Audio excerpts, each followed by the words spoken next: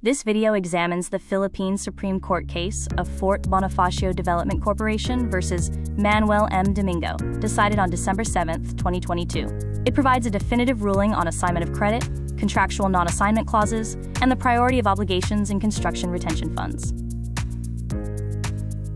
This video provides an executive summary of the legal issues and the court's final ruling regarding the enforceability of assigned receivables against an obligor when prior written consent was not obtained. The court's decision rests on three pillars: the validity of non-assignment clauses under the principle of relativity of contracts, the rule that an assignee subrogates to the assigner's rights, and the priority of established financial obligations like defect costs and judicial garnishment. In June 2000, FBDC contracted with MS Maxco for construction work, including a 5% retention fund. The contract strictly prohibited assignment of rights without written consent. In 2004, due to project delays and defects, FBDC terminated the contract and engaged replacement contractors.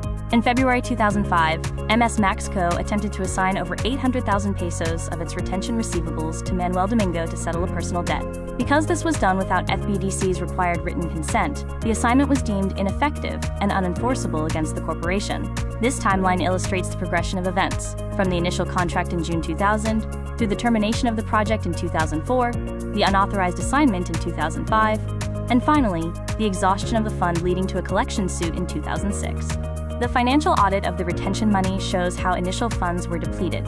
Once defect rectification costs and mandatory judicial garnishment orders were satisfied, the retention fund balance was effectively reduced to zero. With the retention fund 100% exhausted by lawful third-party garnishments and necessary repair expenses, no funds remain to satisfy MS Maxco's debt to Domingo. An assignee cannot collect from a non-existent fund balance.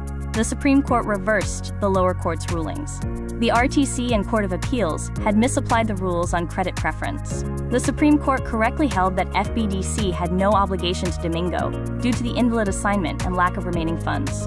This ruling reaffirms the precedent set in FBDC versus Fong. It underscores that non-assignment stipulations protect obligors from being forced to deal with unknown parties. And without consent, no privity of contract exists between the project owner and the assignee.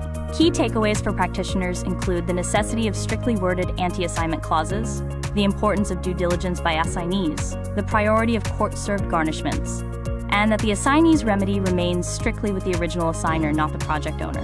Thank you for watching this overview of the Supreme Court's decision in GR number 218,341. This final slide lists the sources for the imagery used in this video.